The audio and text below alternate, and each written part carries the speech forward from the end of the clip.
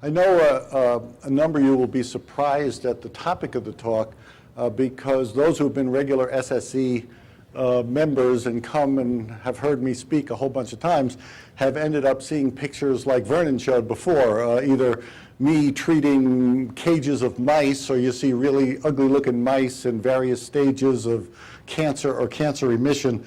But over the course of years of doing this over and over, in various permutations of trying to figure out healing, I keep getting requests from people, and in particular they say, please stop talking about rodents. So enough with the rodents, please. So, I mean, how do you turn this down as a request? And so I decided instead, and next year I'll talk about rodents, but I decided instead to talk about paranormal beliefs. Now, the question, I pace around. The question about paranormal beliefs comes to my mind from why, in all of this stuff that we discuss here, why do you accept some things and have a harder time with other things? And so I do studies on healing and with rodents, so I do the studies on healing. And if you came and asked me, well, do you believe in the healing? I mean, to me, it's a stupid question. I don't understand the question at all. It's not a question of belief. I got experiment, experiment, experiment, experiment. It's not an interesting question whether you believe.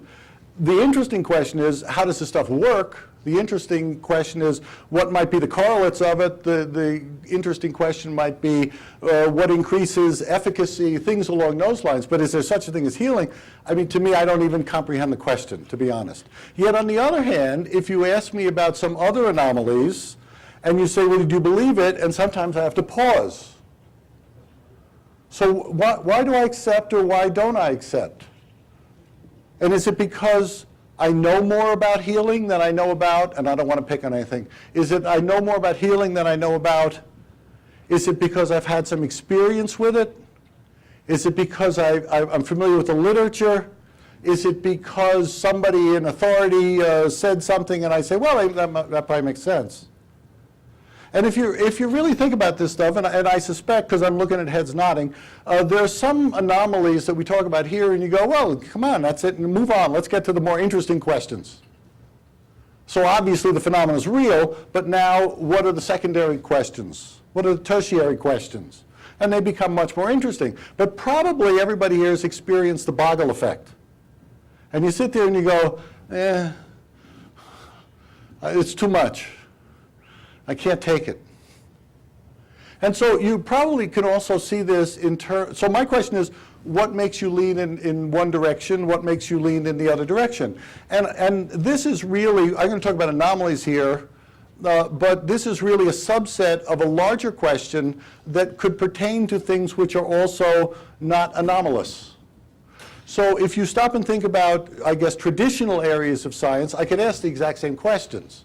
Because the reality is, some of you may know some stuff about some traditional areas of science, and you may not know a bunch of stuff about other traditional areas of science, and yet you accept or reject. So what's the basis of the acceptance or rejection? So I'm just glancing over, and I'm making this up as I go along, and I'm looking at Henry, and Henry will stand up here, and I've heard Henry give a number of talks here that HIV doesn't cause AIDS. Now that's an anomalous statement. And so the question would be, would I buy into that? Do I buy into it because obviously Henry is a learned person? He doesn't seem like he's trying to scam me, but I'm not a biologist. I don't know enough about AIDS. I don't really know the technical details. So he makes a claim like that. On what basis would I say, wow, that was amazing. I now think HIV doesn't cause AIDS. How did Henry convert me? And so conversion can go from, I accept it, now I reject it. Conversion can go from, I reject it, now I accept it. So the question is, why do we accept, why do we reject, how do we convert? Now if you're accepting a conventional, non-anomalous phenomenon, well, I mean, that's obviously easier because you have the weight of social authority in front of you. So everybody knows now it's politically correct to believe, and you can fill in whatever blank you want. So I guess we're going to have a panel tomorrow, but it's politically correct now to believe in global warming. So if you're going to come up and say, nah, there's no human-caused global, well, how are you going to defend that? Is it a data question? Is it a social question? Now, the reality is, I don't know enough, for example. I'm not an atmospheric physicist. I don't know. I haven't studied the equation. So why do I have the opinion that I have about the reality of global warming? And I'm not saying what I believe. But why do I believe whatever it is I believe? Why is it that I believe Henry when he says HIV doesn't cause AIDS?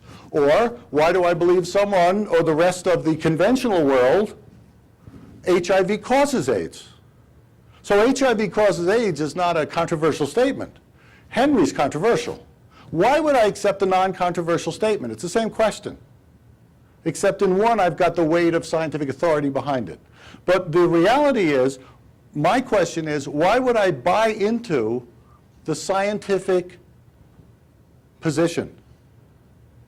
Why would I go against the scientific position? Because I know stuff? Because I've heard stuff? Because I've experienced stuff? These are interesting questions. So the larger set of questions is the real study, but my thing right now for my limited couple of minutes here is paranormal beliefs. Now there's been some studies on paranormal beliefs. We have some even a couple of years ago in JSE, common paranormal belief systems, and I could keep going if you wanted a whole bunch of references on this. And so there is a mini industry out there that measures paranormal belief systems. They tend to, I don't like them. They tend to make these summated scaled scores, and they do factor analysis to show that it holds together. But they'll have a category, for example, do you believe in parapsychology? I don't even know what that means. And then a separate question, which is correlated with the first, is do you believe in ESP? And so one will be this, one will be this, one will be this, and then you get a score. So I have a 27 in my belief system on paranormal beliefs. But the kinds of things that they ask you about angels, demons, I don't know, Dan Brown, and they ask you all of this kind of stuff. And so I'm dissatisfied with the paranormal belief systems. And I thought a way to start perhaps would be to look at stuff that we, since we're all here together anyway, what is it that we accept? What is it that we reject? And are there any good correlates to the kinds of things we accept or reject? So I made up, and I haven't held this together by factor analysis yet, but I looked at 10 types of anomalous phenomena. So, and a number of you obviously took the survey because you're part of my database. So general psi, and I just kind of picked these, remote viewing, the effects of consciousness such as pair, global consciousness, energy healing. I have energy in quotes because I'm not convinced there is energy involved. UFOs, astrology, human survival, out-of-body experience, cold fusion. Nothing magical about the list. And so I asked, and again, a number of you answered, on a 1 to 10 rating, from strong rejection to strong acceptance, where do you stand on each of the 10? On a 1 to 10 rating, on how much do you know about the stuff? From very little to very much. And the reason for these responses is the reason for your response familiarity with the published work? Is it personal experience? Is it presentation by a credible authority? So you get the general idea of what I'm looking for. I gathered a bunch of background data to see if there were any correlates to your positions. Highest degree, do you have a doctorate, master's, bachelor's? Your area of advanced training, are you primarily in the physical sciences, the biological, the social sciences, the humanities? Are you actively involved doing conventional research? And I also asked, what is your orientation to it? And are you actively involved in anomalies research? I was curious, does it matter what your membership status are? Does it matter whether you're a full member, you're an associate member, you're a student member, like that? Do you regularly attend annual meetings? So you come to you hear all these talks. Well, does that do anything in terms of your acceptance, your knowledge? How does that affect you? Do you regularly read JSE? Do you regularly read Edge Science? So do our publications correlate with these acceptance or knowledge and things of those things? So here's the short version of the results. I forgot to put the overall response rate, but it wasn't too shabby. So I have 428 respondents. 35% are full members, 42% associate members, 4% student members, and 19% discovered they weren't members. I sent them hate mail, and I said, you big dope, comma, send in some dues, and a bunch of them did. You know, so thanks, I didn't realize it had lapsed. And this roughly corresponds to the distribution that we have in the SSE. So I don't have a random sample of anything, but I have a reasonable distribution that roughly corresponds, perhaps coincidentally, to the distribution that we actually have. So who are we? This is just some background information. A little more than half of us have doctorates. About a quarter have master's degrees, slightly less than a quarter bachelor's degrees. So the biggest category are people with terminal degrees, and that's usually PhD, MD. The largest category by a good amount, we come from the physical sciences, followed by about a quarter in the social sciences, then biological sciences, and then finally humanities.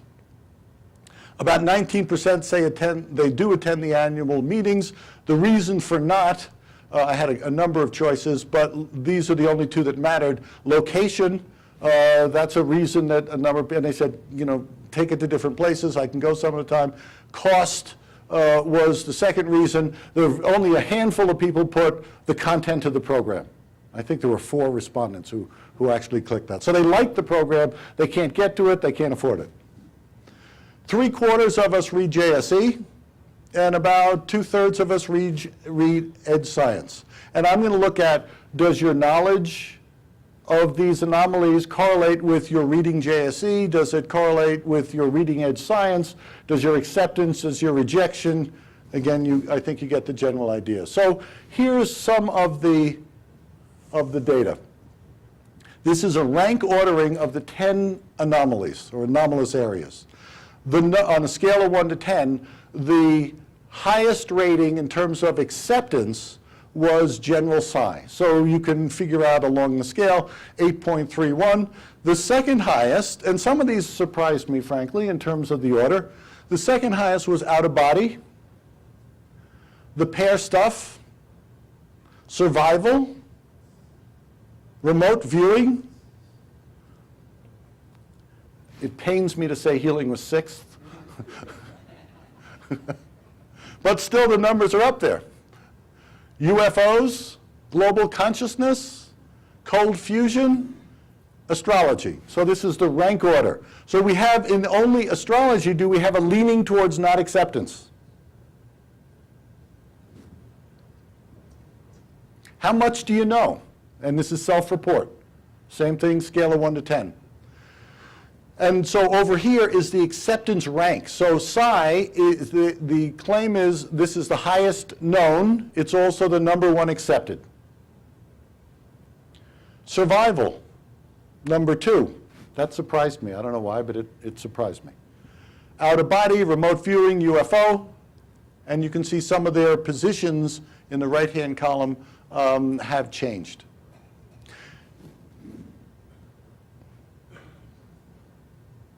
We know the least about cold fusion, even though our largest bulk, of course, is physical scientists.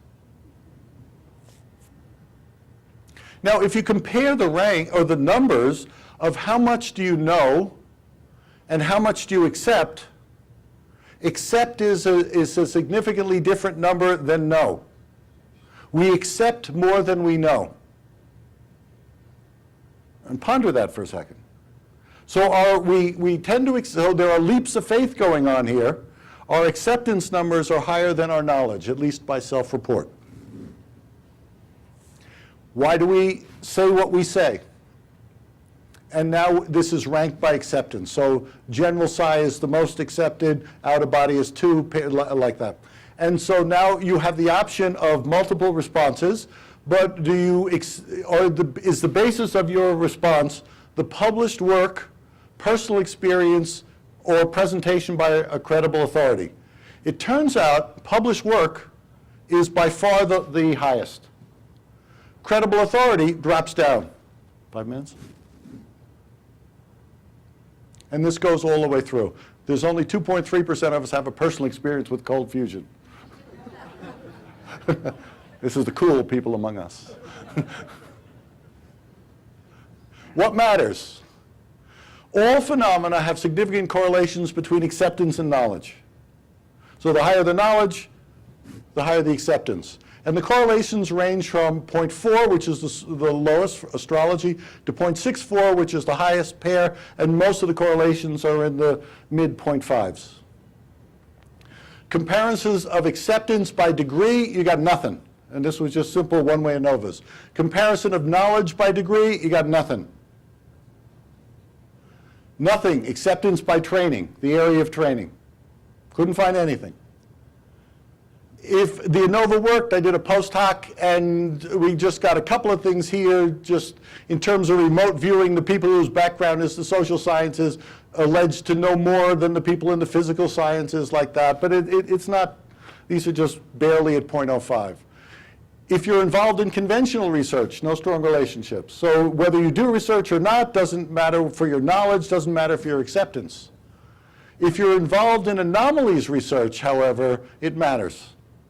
So the people who are involved in anomalies research don't have much difference in acceptance, but they claim much higher knowledge, which I would hope. If they're doing anomalies research, they ought to be familiar with the stuff. And so presumably they're reading the literature and things of that nature. So that if you are involved in anomalies research, you have higher knowledge of psi, of remote viewing, of the pair stuff, global consciousness, UFOs, out of body. Membership category doesn't matter. Meeting attendance seems to matter a little bit. You're more likely to accept psi, remote viewing, the pair stuff, healing. You're more likely to know about remote viewing, the pair stuff, global consciousness, and healing. So attendance seems to matter a little bit. This is the one, I wish Steve Browdy were here. If you read JSE, you're less likely to accept. Steve, you watching this video? If you read JSE, you know less. Do we have a recommendation here? No relationships with the reading of Ed Science. And in my desperation, I even tried making a summated scale of the overall acceptance and the overall knowledge and trying some dummy variable regressions on. I couldn't get anything. I mean, although it's technically statistically significant, I've got 3.5% explained variance. You know, I got nothing to get excited about. If you do it on knowledge, I could get up to almost 7% explained variance. So we're not asking the right questions, I think, is the bottom line. So in summary, what matters? Well, acceptance seems to be correlated with knowledge. That's a good thing. Acceptance is stronger than knowledge, so there's a leap there of faith. Familiarity with the published work tends to be selective predictor. Involvement with anomalies research matters more with knowledge than acceptance. If you come to the meeting, it seems to matter. If you read JSE, it seems to matter, but not necessarily in the desired direction. Degree doesn't matter, training doesn't matter, involvement with conventional research doesn't matter. I did training twice. Reading Ed Science doesn't matter. So where do we go with this?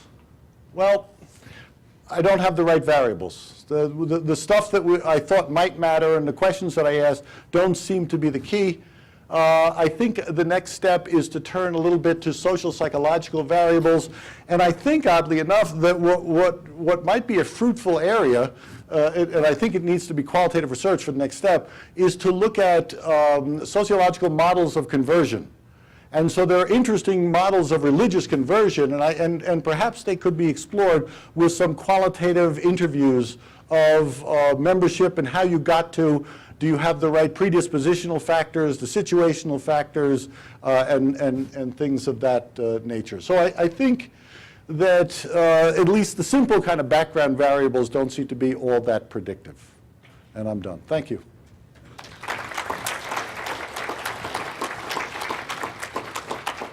Okay, we have some time for questions.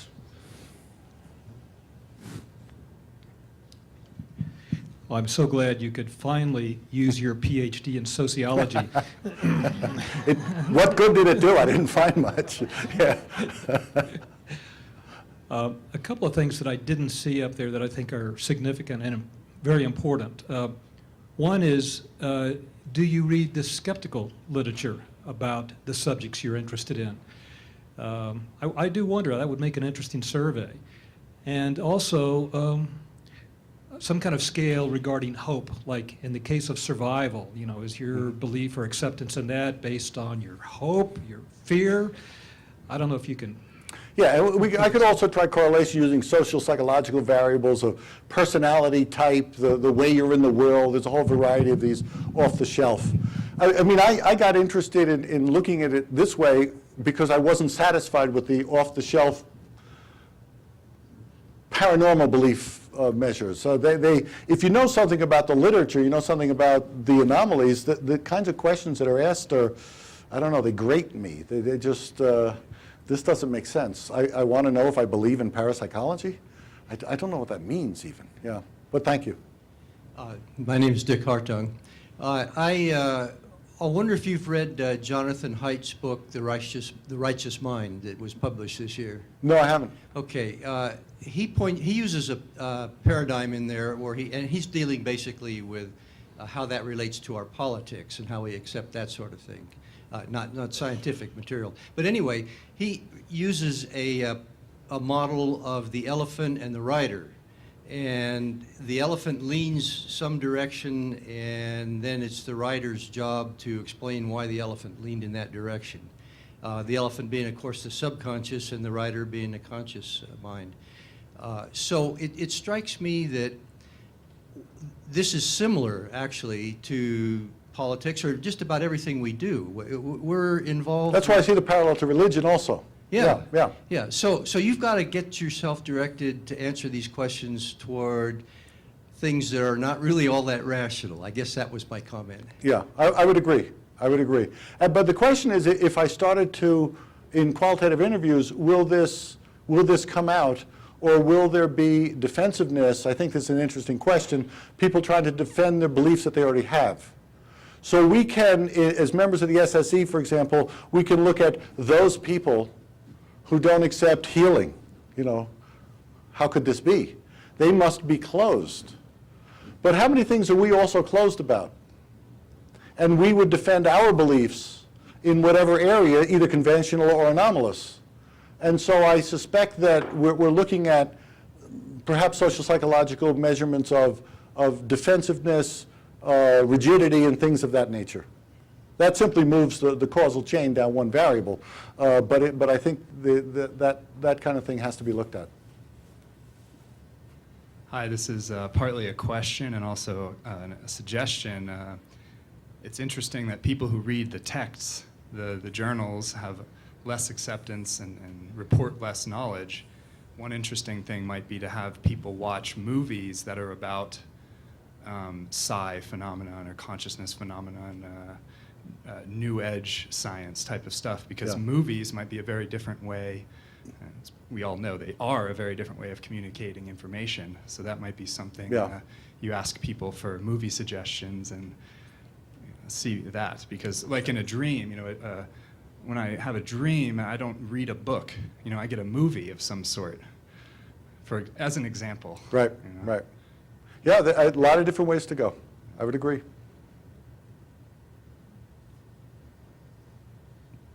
Okay, thank you very much. Thank you.